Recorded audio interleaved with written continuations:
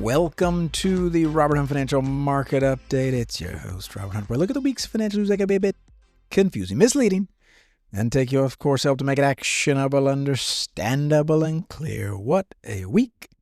Therefore, what a show. I'm still feeling healthier. Appreciate all the letters, the flowers, the candies, the notes. Mailman just lugging sack after sack of well-wishers. Thank you all. I am on the mend. I am feeling better. And that's why I'm here. Excellent data for you this week. Excellent. We're actually going to start with fraud, and a fraud with lots of zeros behind it. How this can affect you and I. I'll get into it. We're also going to look at 14% yields on funds, why you're attracted to this and you shouldn't be. And then we'll end with the importance of index funds. You didn't see that one coming. We're going to talk about SpaceX and OpenAI, how badly they want our approval. As the index fund investors that we are, they so badly want our approval. We'll talk about whether we should give it or not. But at the top, this was fascinating. Wall Street Journal article by Margot Patrick, headlined, How to Extract $400 Million from a Billionaire, Use a Gilded Age Family Name. This gentleman called himself Gregory Mitchell, and he worked for what looked like an Astor family fund. Who was he really? So this article is long. If you were to listen to it, it would take 17 minutes. That is long in Wall Street Journal land. The principles that we can take from it are timeless. So I want to set the stage for you. There's a fraudster, okay? This gentleman is somehow able to attract the attention of billionaires who need loans. And in each of these instances, I look and I say, well, how did this guy pierce all the gatekeepers that a particular billionaire would have? Well, all it takes is one advisor to be able to, hey, advisor to a billionaire, here's this guy. And wouldn't you know it, he's got a great deal for you. And there's a little bit of if the deal's too good to be true, you shouldn't believe it. But basically what this guy does, last name Sklarov, and he had a history of fraud. He was a Ukrainian that came to the United States and had just had a rap sheet of fraud, but these family offices, these high net worth folks didn't do their due diligence. Now you might be wondering, well, how is that possible? Multiple billionaires not doing their due diligence on this guy. The marketing was good. He used names that, alluded to the Astor family, the famous family. He had a company called Cornelius Vanderbilt Capital Management, the little shell entity he would use. So he was skilled. He was skilled in appearing legitimate.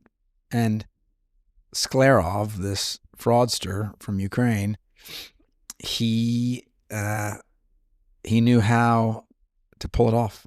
So I'm going to tell you one instance, and then bring it back to us. But what he would do is there would be these wealthy folks, billionaires, who had stock in either closely held companies, and they wanted a loan on it. And this is a common practice. A lot of banks do this. They'll make big loans on large stock positions that the owner can't, doesn't want to liquidate for tax reasons, or just can't. Doesn't feel like they can. It's a large position in a small company. So that's a $4.3 trillion market, these stock market loans.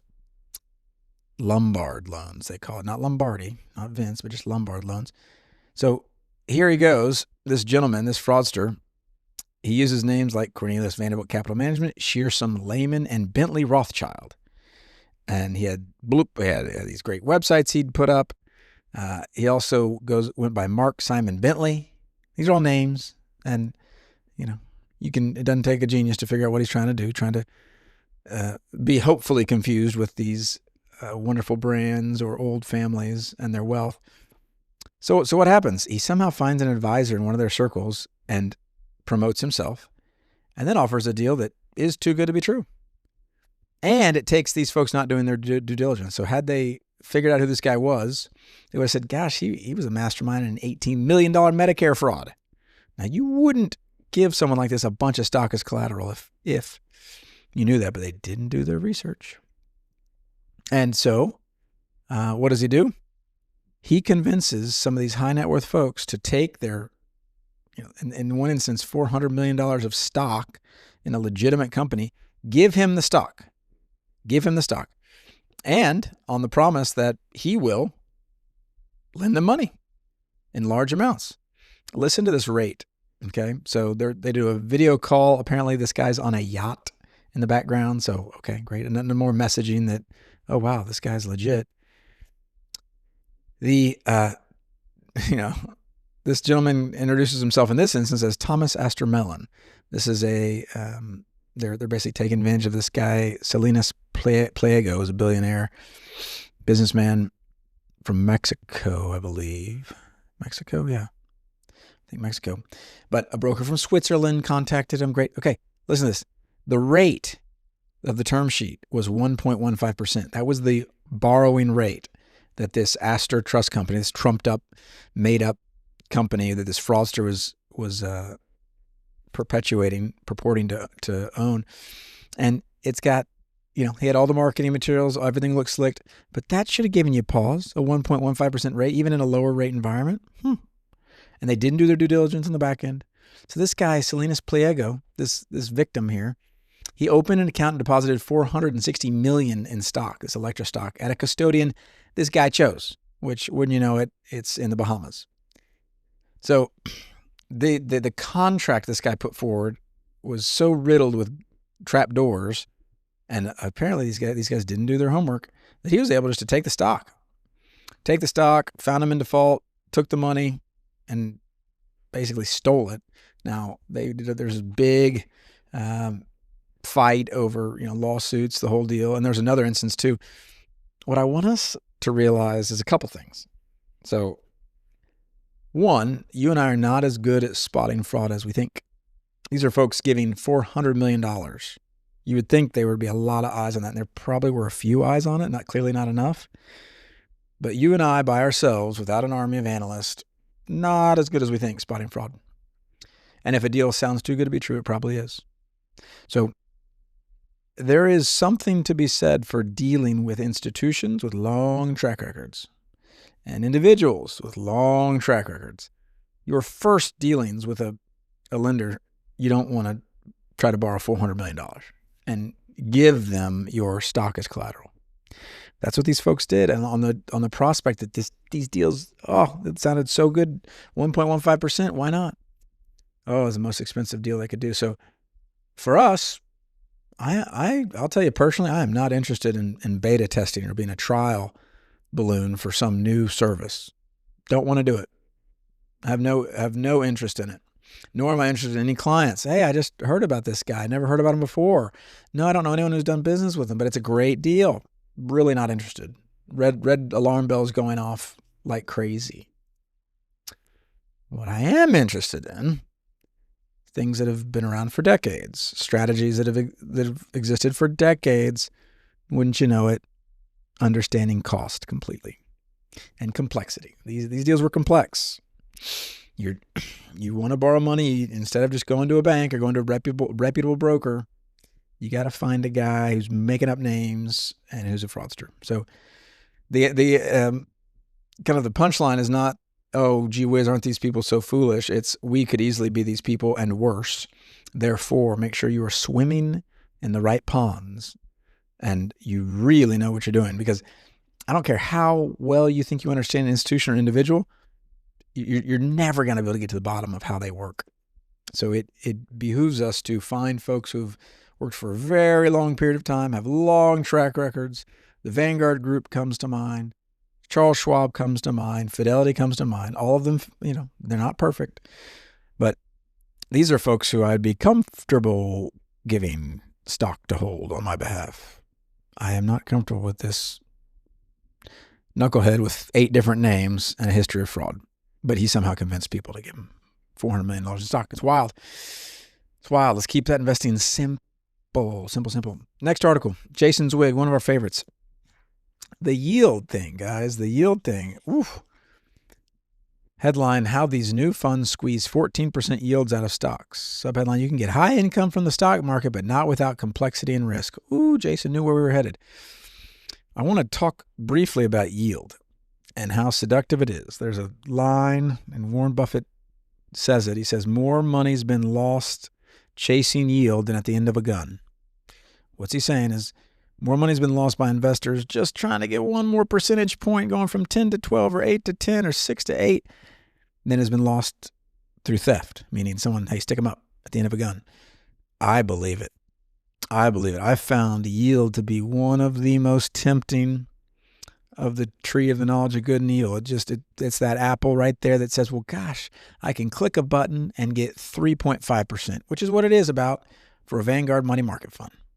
Or I can click a button, again, same click, no extra effort, and I can get 14% yields. Do you see how dangerous that is when I say it like that? Well, I'll tell you about this product, and I think there are bigger takeaways than just this product, but they're these exchange traded funds using something called auto-callable funds, and they're multiplying fast. So Zweig explains at least a dozen have made their debut since last summer with combined assets of more than $1.5 billion. So not huge yet, but growing and coming to a broker near you. So these are like a structured note. It's a form of debt issued by a major bank. You're kind of making a bet here. Okay, so if you buy these auto-callables and the underlying index, let's say it's based on the S&P 500, if it doesn't go down a certain amount, you will get your yield.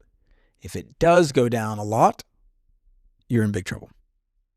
Okay, so because you're going to assume 100% of the risk that the underlying stock or index might go down and stay down by a lot.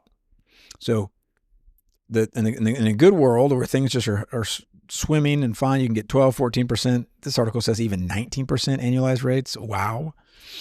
It's a payout rate can change, but they did a little stress testing on these. And I went back to March of 2009. You remember that? October of 2007, March of 2009. Some of these the Calamos auto-callable income ETF, if it had existed during that crisis, it didn't, it would have lost 63.8% from October of 07 to March of 09. So over that same period, the S&P 500 lost about 55%. So if you think you're getting some sort of a bond-like experience with these high yields, you're in for something else. And oh, by the way, I think my experience with these products is people really don't stick with them. It works, and then you have this one move. So I think this article, Zweig just explains it beautifully. He says, the S&P 500 has lost more than 40% only 5 times in the past century. But rare events in the stock market have a nasty habit of occurring just when investors are convinced they won't. You hear that? So I call this quarters in front of I call this quarters on a railroad track. So it feels like when you're picking up those quarters and there's not a train there, it's the easiest money you've ever made. That's what a 12 or 14% yield feels like. And you can kind of scoff over the fence at these Luddites earning 3.5% on a Vanguard money market fund, or just they're using a 10-year treasury, boring, and even you can. This is the danger. You can confuse it with being lazy. Somehow you're hardworking and industrious because you're on the high seas earning 12, 14%, but these Luddites, these lethargic Luddites, they're earning 3.5%. There's no effort difference. You're each just clicking a button. The person doing these auto-callable ETFs are just very comfortable with huge risk and high expenses. So the annual expenses of the funds, usually it's 0.6% or higher on these ETFs. And it's not just these auto-callable funds. There are covered call funds where they're squeezing yield out of ETFs. And you can find an ETF that yields a ton. What you got to do is go back and look at the performance of that, usually if they've lasted long enough, and you'll see, goodness gracious, these things have not done well relative to the index, typically, and they're not tax efficient. So it's complex. It's a high yield. It's enticing. Of course it is. 14% yields in a world of 3.5% that's risk-free. What you've got to know is the market is breathtakingly efficient. The market's not going to pay you a nickel more than it has to entice you to buy a product. So if it's advertising 14% yields, whew, I mean, that means there must be all sorts of trapdoors and scary cobwebs. Whew. Scary, scary, scary. Don't chase yield. Be content to invest for the long haul. Usually there's a quick dollar that's desired to be made when people reach for yield. It doesn't end well. It's quarters on a railroad track. Eventually the train comes and you're in trouble. And in closing, headline: stock indexes are contorting themselves to include SpaceX and OpenAI. Hot stock IPOs are coming to an ETF near you, like it or not. This is by James McIntosh. This was fascinating. Nothing's static in the world. We think as index fund investors, we've found our final stop on the train tracks. And this is all, we can just be index fund investors and don't worry about anything else. Their index won't change. Look at this. Something new is happening in the world. These large privately held companies, SpaceX, OpenAI, Anthropic, they're all teeing up these IPOs, and there are rules on who gets in these indexes. Did you know? And they're all different. So in the S&P 500, a famous one, believe it or else, it's not just a robot deal. There aren't just a fixed static set of rules and boom, you're in, if-then statement. They actually use humans. These humans are on a selection committee, index committee. And so while there might be categories they're allowed to pull from, they get to use a human element. The S&P 500, this article explains, it's not the 500 largest companies. More than 50 smaller ones make it in instead. This is the committee saying, hey, these companies are representative of the American economy. That's the line they like to use. It's representative of the American economy. But wouldn't you know it, these ginormo private companies, they want your approval. They want my approval. They want these indexes to bring them in and bring them in early, but there are rules. There are profit requirements. There's a profit requirement, and I think it's unfortunate, but the S&P folks, they want to drop it to get these big IPOs, these big private companies in the index sooner. They think that some of that protection of, hey, you need to be profitable before you get in, it doesn't apply to a company that has a market cap as SpaceX may of $1.75 trillion. SpaceX, if it IPOs, would be about the 8th largest company in the index, above Meta. That's wild. But historically, to get into these indices, you had to have a little bit of a track record of profitability. They do that to protect you and I, the investor. But in this day and age, these companies are pushing, and they're pushing hard to get in these indexes soon. Why? Because they want you and I, index fund investors that we are, to be their shareholders. And whenever someone tells you, oh, gee whiz, you index fund holders, what good do you do for the world? It's the Lion King. I know I've given this example before. It's a circle of life. When Simba asks, what difference does it make whether, the grass grows or not, that he doesn't eat the grass? His father Mufasa wisely moves in and says, yes, but we eat the gazelle and the gazelle eats the grass. It's the same concept. Late 90s Disney fans, it's the same concept. If the index fund doesn't exist, Elon Musk, the Anthropic folks, Sam Altman, Dario, somebody's the Anthropic guy, Amundi or something, those guys actually may not start the companies they start because they wouldn't have an exit. They wouldn't know when does it end? When do we get paid? How do we ensure we have a stable, large shareholder base? That's where we step in. So I actually think it's not a precedent. This is Robert Hunt's personal opinion. The precedent of letting these companies in outside of the rules, I don't love as much. Now, different indexes have different rules. So in the NASDAQ 100 or some of these other larger indices, it may not matter.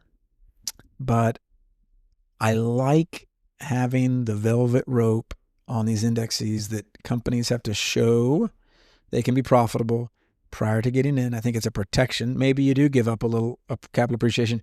We've already given up a ton. I mean, Anthropic's almost $1 trillion market cap. SpaceX $1.75 trillion. Index fund investor, you got $0 of that, by the way. You profited zero from these run-ups because you were not a venture fund investor. So what's an extra $250 billion amongst friends? Let's say we wait a little bit for these companies to show profitability before adding them. I think it's all to the good. It may not matter. I recognize that. I may be holding on to the past. I may just be living in dogma, thinking that the historic practice was protective. But I do think about what Mr. Jack Bogle would want. And you know what I think he'd want? I think he'd want to keep his costs low. Keep investing simple. Keep those indexes simple. Keep the rules simple. And then let's keep our time horizon long. Let's not worry about whether they have to sneak in at these indices at the last second. Let's keep that time horizon long because that is what's going to give us the best shot on our investing journey. Until next week.